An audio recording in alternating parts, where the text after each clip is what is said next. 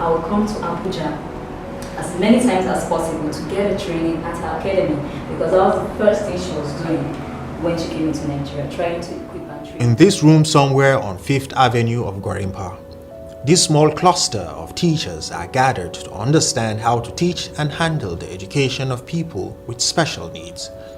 The focus is on how to help children and other people with learning disability pull through the education process. This is just one bit of the effort to drive up actions towards effective and purposeful inclusion of those with peculiar needs for special education.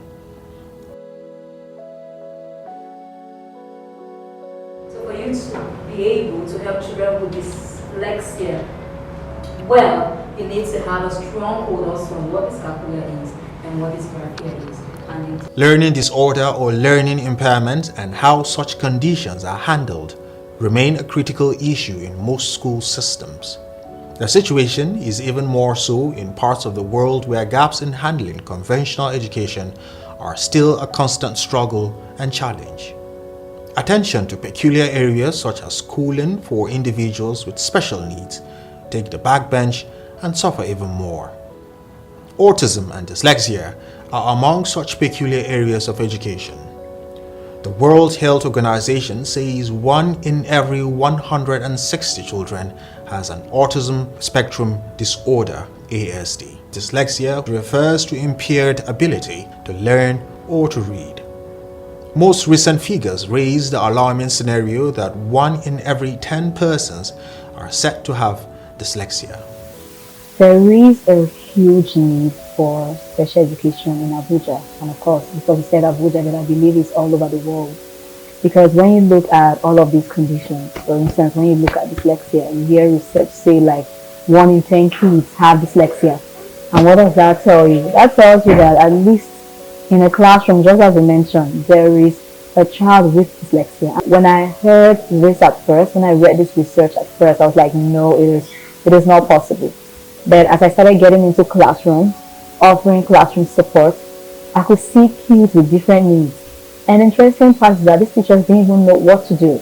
So we realized that in schools, most schools here in Abuja, you see these neurodiverse kids in neurotypical classrooms, and teachers don't even know how to offer this special help. The enormity of the need is the disabilities are in different forms. So the child may not even be on the autism spectrum, or the child may not have cerebral palsy, but the dyslexia, just different learning disabilities, they are enormous. And people, unfortunately, the awareness is very low. You know, I heard this teacher, that's the story I started with. I heard this teacher who goes to this big school saying, oh, that's really nice. And I think I'm interested in that because I have a child in my class that I noticed that was her expression. I noticed and I'm not even sure how to come to her parents with this. So imagine how many teachers are in that place, noticing some small things about children in those spaces, and they have no clue how to help these children. It is heartbreaking. Across Africa, including Nigeria, where a child is slow in learning or is having an underlying health conditions which slow his or her learning process, such a child is stigmatized and written off as unfit to go through the traditional learning routine like others. Invariably, this has created the need for a special form of education to cater for this category of children. This, however, is where the snag comes in, as the provision of quality education for children with disabilities in Nigeria remains a challenge. Poor resources, inequitable distribution of educational services, and late identification of children with special needs are said to be key among the reasons for existing inefficiencies in handling special education for children who need it. The national policy on special education in the country admits this much. Back in the day, special education used to be something strange, used to sound strange to people because a lot of people tend to hear their children that have these challenges in learning.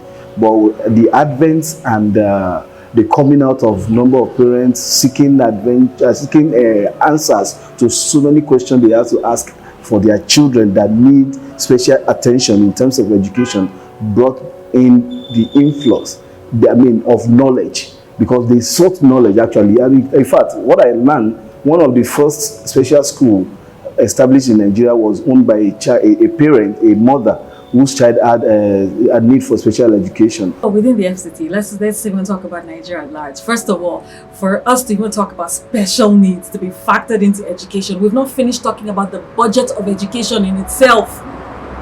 In the advanced countries that take education very seriously, we have budgets of up to 26%. In Nigeria, it's not up to 5%. That is education, basic education in itself.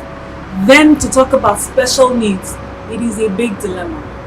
In Abuja, the Nigeria's capital, providing education for children with special needs is as well faced with daunting challenges. The rural hinterland of the territory is not served at all.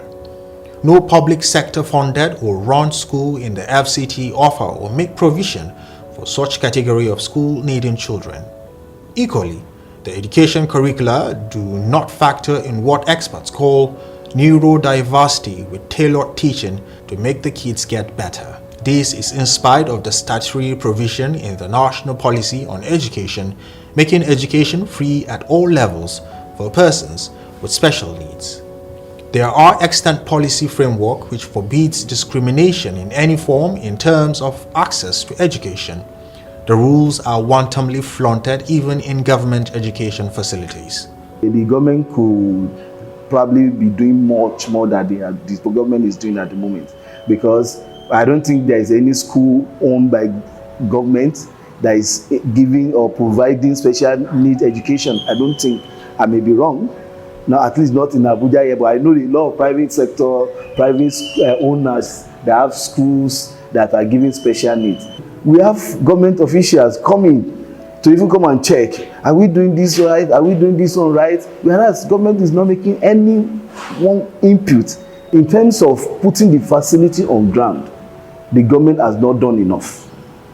And that, we could hold that against the government. When you talk about special education, most people only see, okay, the blind, or visually impaired, or those on wheelchair. So of course you see people going around donating wheelchairs, you see them donating braille, that's for those who are visually impaired. You see them setting up special needs schools where they just carry all of these children and pushing them. But when it's 21st century and it goes beyond that. Educationists involved in inclusive schooling and offering expertise in special education say they are witnessing rising cases of children requiring special education within the Federal Capital Territory. A lot of parents are coming with their children. Since one person will introduce another, okay, I have my children there and it's been doing well. Oh, really? But when we cannot take them much, we will not be able to take, because the facility has to be on ground. The problem is prevalent. If they cannot say that they are unaware of this, because the result is everywhere. We have people in government who can't read. It's on the television, the papers are there. They can't read. You can't hide it. It's there. People come for interviews. They tender their application letters, and you're wondering if a graduate wrote this application letter. You cannot tell me that you're not aware that this problem exists. It is prevalent, it is everywhere, it is evident. And if they're not paying attention to it, it could be negligence. It is yet to be established why more cases are coming up, with some experts raising fears of an unexplained trigger for the condition in recent times, while others say it could be a result of more awareness among parents through increased relevant information and therefore being more open to seeking help. there was a child which I took care of some 5-7 years ago, which happened to need intervention because he was coming out of the mother's, he hit his head on the floor.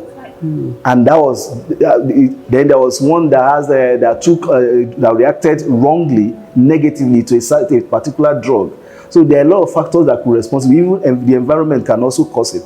What with the intake, we heard about people making artificial egg and artificial rice and all of those things, all those carbonated food, because for especially children, especially those that are autistic, you don't give them all this food that can increase their hyperactivity, like starch and all of that. So there are a lot of factors that could be responsible. But the only thing that is there, which is the fact that what causes this for A is totally different from what causes this for B.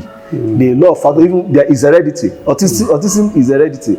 Some people inherit it from the father, from the mother. Late speech intervention are all spectrums that are under this special education need. So a lot of factors could be responsible.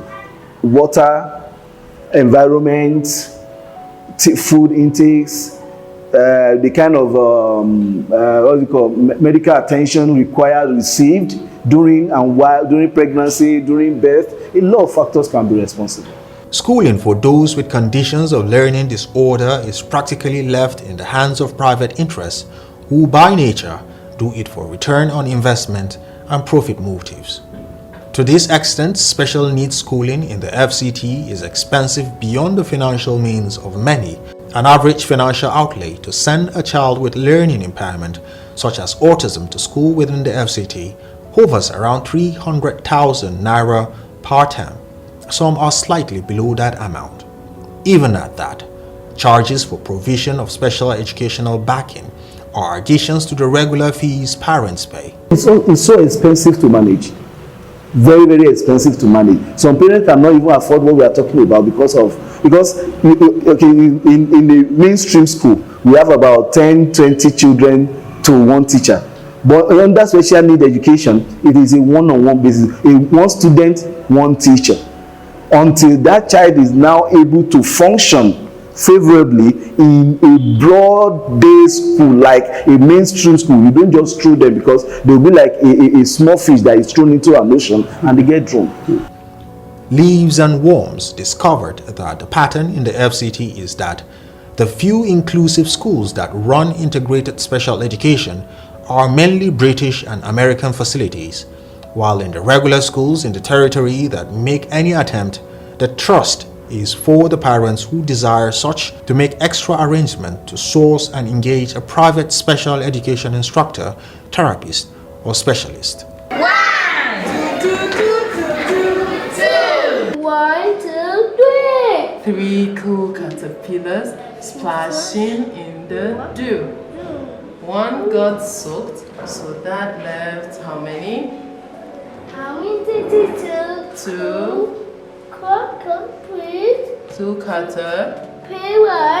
2 happy caterpillars having so much fun. 2 and how many? 3.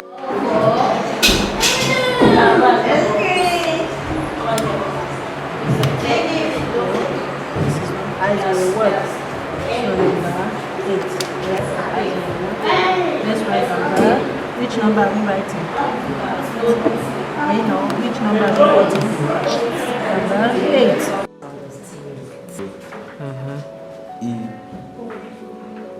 And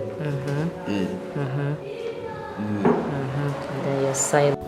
Concerned circles in these special focus area of education point to funding gaps as well as limited and, in some instances, total absence of support for special needs children or their caregivers. What is the budget for regular schooling? I mean, if you look at our education and you're looking at the literacy rate, you're looking at out-of-school children. Let's not even talk about special education. Now that gives you a very overwhelming answer, because if we aren't even getting the regular educational aspect right, then you begin to wonder, what is even the hope for special needs education? And you hear people say things like that. You hear teachers say, we're not even done with regular school and then special needs.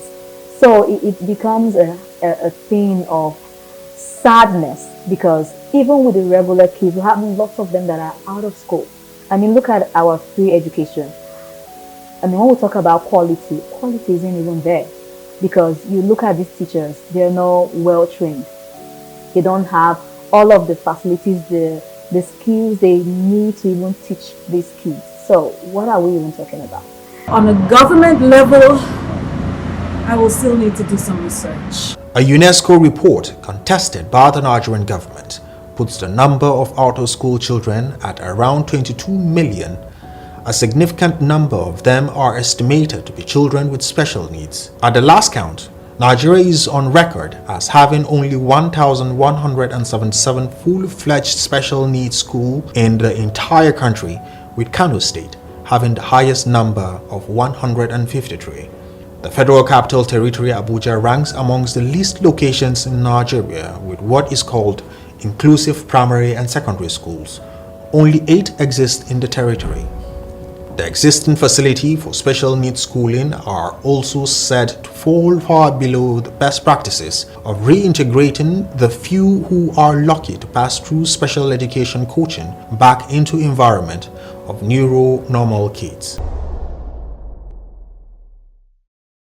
Ẹ̀kọ́ ní ìpìlẹ̀ ìdàgbàsókè gbogbo àwùjọ. Ipò wo ni àwọn alákòóso FCT gbé ètò ẹ̀kọ́ sí gan? Èló ni owó tí wọ́n yà sọ́tọ̀ fún nínú ètò ìṣúná? Báwo ni wọ́n ṣe ná owó tí wọ́n yà sọ́tọ̀ fún? Kí ni ìgbéléwọ̀n àwọn akẹ́kọ̀ọ́, olùkọ́ni àti àwọn akẹ́kọ̀ọ́ gboyè tí àwọn ilé ẹ̀kọ́ gíga wa ń pèsè gan? Fún àwọn ìdáhùn lóríṣiríṣi, darapọ̀ mọ́ wa lórí ètò Leaves and Worms, ètò akọ́nilọ́gbọ́n àti ìlanilọ́yẹ tí yóò máa wáyé sí ojú ìwòran yín ní ọ̀sẹ̀ọ̀sẹ̀ lórí ẹ̀rọ móhùnmáwòrán AD4 TV Radio, Wọlé Ṣóyínká Center for Investigative Journalism pẹ̀lú àtìlẹ́yìn MacArthur Foundation ló ṣe onígbọ̀wọ́ rẹ̀. Ẹ má pàdánù rẹ̀ o.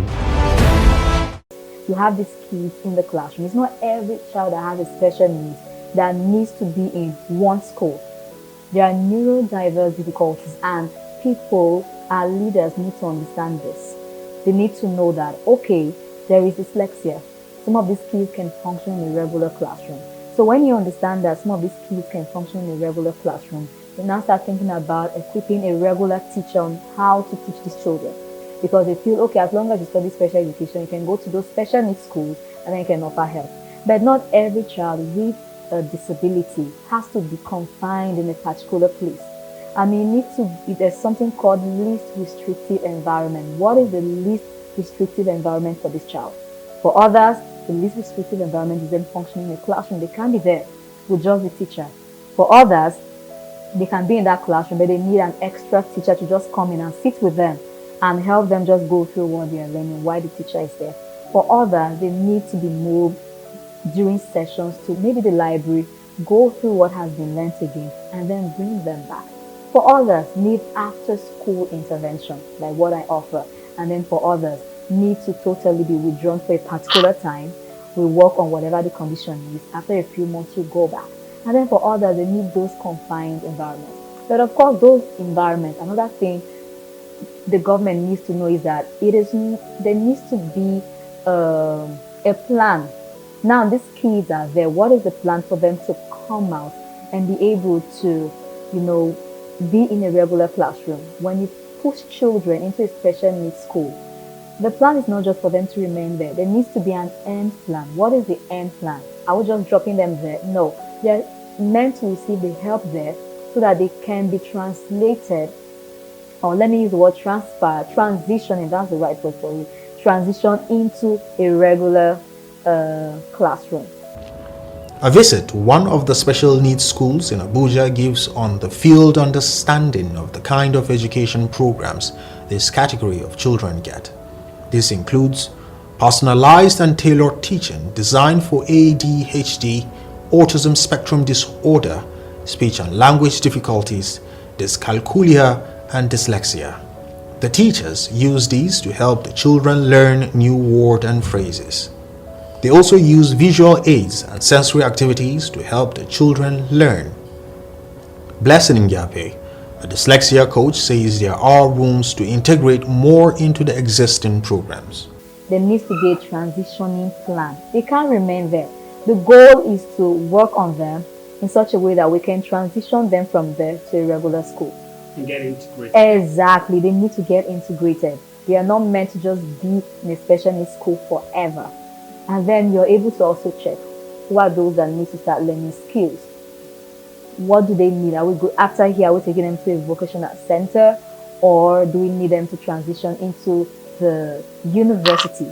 What course? What is their future? Multisensory approaches to teaching, which involves using sight, sound, touch, and movement, have been found to help the children learn. In some cases, specialized reading programs are incorporated for children with dyslexia, while the teachers also work closely with them to identify the strengths and weaknesses of the children so as to tailor teaching to meet individual needs. And then your silent.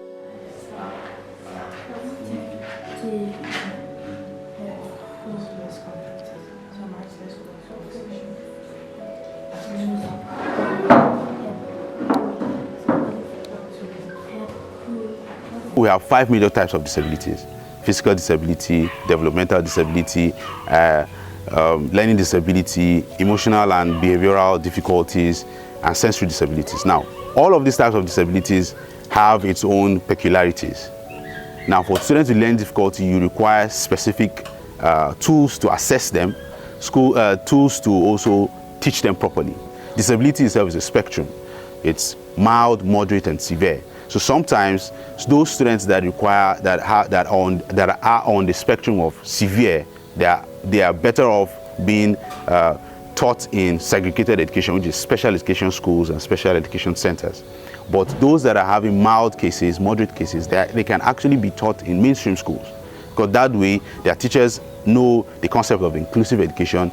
They only need to have special education teachers or learning mentors attached to them in the mainstream schools, and they're carried along with their peers. In special need education, it is often a one-on-one basis when you want to get the best out of it. So one thing is to identify the need of that particular child or student. Once you understand what a particular child needs, then you'll be able to draw what is called the IEP. The IEP stands for the Individualized Educational Plan. That is a streamline of several goals, factors to achieve a certain goal on the needs of that child. So if facility, for instance, there are people that are suffering from this Asperger's syndrome, there are some that are having dyslexia, there are some that are suffering for like paralysis. Now, a paralytic student may not be able to climb steps. So what facility is being put on ground in order to ensure that, even though he's, in quotes, disabled, how is he able to get education like his peer? These modest efforts of private interest are only attempts to cater for the education of children with special needs. Such are still far cries from meeting desired goals within the FCT. A report showed that only 8.8% of the schools have provision for special education needs students. 61.6% of the schools do not have special needs education needs students enrolled, while 38.4% of the schools have special education needs students enrolled. 95.1% of the schools do not have classes for special needs students, while 4.9% of the schools have classes for special needs students. The Special Education Fund that may have cushioned the effect of the huge funding requirements to ensure best practices in the education of children with special needs is allegedly hampered by institutional inefficiencies. Many schools are not known to have been able to access the Special Education Fund provided for under the 2004 UBE Act. An estimated 300 billion naira remain locked in fund unaccessed. The conditions attached make such otherwise funding window lay dormant as idle cash serving only the alleged purpose of making available ready-loose money being corruptly round-tripped by other businesses, unrelated to the crucial goal of educating the category of Nigerian children with special needs, thereby affecting their quality of education and well-being. Farouk Ayinde, a special education specialist with a background in autism therapy. He has been tracking the gaps in handling of children with special education needs for over 5 years. To Farouk, tying down this funding channel and leaving it unaccessed is counterproductive. As of 2022, March 2022, there's been about 377 million naira that is laying dormant in accessing these funds. The reason is because, of course, we know the Nigerian factor is there, accessing these funds. And again, in getting these funds, schools have to pass through particular formalities and documentations to get these funds. And some schools can actually fulfill these documentations, but in order to also access it, they have to provide counterpart funds in getting these funds. That's getting or accessing the special education funds. And that's where the issue is. Again, like I mentioned, the Nigerian factor is there. The government has been able to provide these special education funds for schools, for unity schools, that's government schools, to be able to use it and provide special education services for their students that will require it. But before that fund gets into the government schools, there's always the funnel in which some officials siphon these funds. The inability to access these funds means that students that require additional needs can't get it. So let's say, for example, a student with physical disability, that student is wheelchair bound. Now, with that fund, they can actually provide ramps into their schools. But inability to access these funds means that that student, by the time he or she gets into their school, they will have to drop their wheelchair by the door and crawl into the class. Ramps cannot be built into the schools. Specialized trainings cannot be provided for the teachers to also be able to provide accommodation. Accommodation is when you provide adjustments to the instructions that you're providing to your students. Now, teachers are not fully equipped to do that. Now, these funds are meant to provide trainings for these schools, make the school inclusive. So that's the aspect of physical disability. It also means that the IEP process of identifying the condition, evaluating and drawing up an IEP down to transitioning from one level of school to another cannot be fully fulfilled because the fund is not there to do it. Now, because again it is not there, teachers now are neglecting this aspect, and that means that students cannot actually fulfill or reach their full potential because these funds would have done a lot for them academically, socially, and also emotionally. This is reflective of the situation in Nigeria plagued by avoidable challenges in executing well thought out policies and laws which are essential for its overall development and prosperity. In every economy, the government has the upper hand. The facilities that they need are already in the hand of government. So if government could come to the aid much more than the government is doing at the moment, I think we will be better for it. Parents agree that existing limitations are hindering their desire to provide education to their children who need special consideration.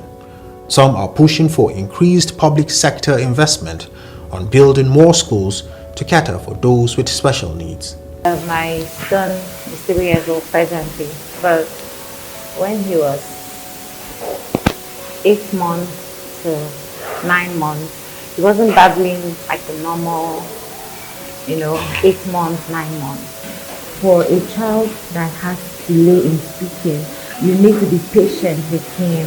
And I can tell you categorically that right now, my child is 3 years and 4 months. He can say so many words. He understands differently. It's not because he's stupid or he's dull or dumb. It just means that his own brain is wired differently. What others will do differently is what he will also do differently. It took a year to learn 2 letter words. After 3 months of learning letter A, subsequently other things are really be difficult anymore, and that's what happened to my son. Beyond being a social investment that raises the quality of life and helps accelerate development, education of children, no matter their condition of impairment, is a strong indicator to measure inclusiveness in any given society. Every child has the right to learn irrespective of their diverse needs. ensuring the availability of teachers who are saddled with the responsibility of impacting knowledge, improve appropriate skills to provide such will be an added advantage. Inclusive education entails that all individuals, regardless of background or abilities, should have equal access to education. We need specialized units in UBEC now. These specialized units need to be able to track, evaluate, and monitor how special education is being provided in schools. That way, the class is supportive, it provides an inclusive classroom. Their peers are also learning about disabilities.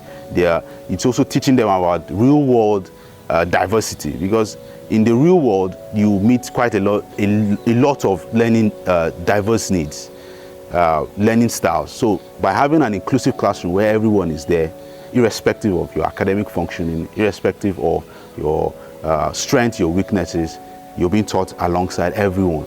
So their learning and the bias of disability is also being removed, and it's better off for everybody. There is no lost cause. Every child, every individual can become somebody that can support the system. Overall, the underlying situations suggest that cultural beliefs, lack of resources and support, lack of appreciation, awareness and understanding, and unrealistic expectations are contributory factors to the seeming lack of attention to the education of children with special needs, not only in the FCT, but across Nigeria. There is a compelling logic in the advocacy to reverse the current situation in a way that recognizes that those with needs for special education within the FCT desire greater and better attention than currently available across the territory. Experts suggest that non-state actors have a crucial role to play in supporting children with special needs, offering advocacy, education, therapy, and support to families and caregivers, especially in areas where government-funded programs are lacking. I'm very optimistic, and I think that it starts with one person. I like to be hopeful because, honestly speaking, when I train teachers, I tell them it just takes one teacher. It takes one teacher, one child at a time, one school at a time. Children with special needs deserve appropriate, thorough, and standard education to lead fulfilling lives and contribute to the society. Many have become professionals, serving as an example for the disadvantaged, underprivileged, and average individuals. These success stories only represent a small portion of the entire population with special needs.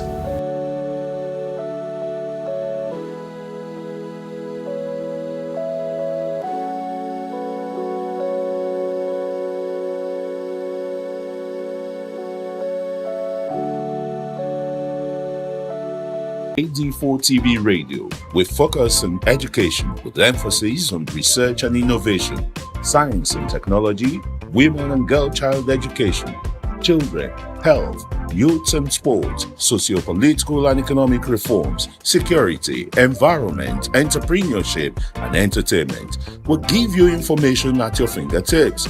Learn on the go. Follow AD4TV Radio on Facebook, Twitter, LinkedIn, Instagram, and YouTube. AD4TV Radio, reliable and credible. We love you, AD4TV Radio.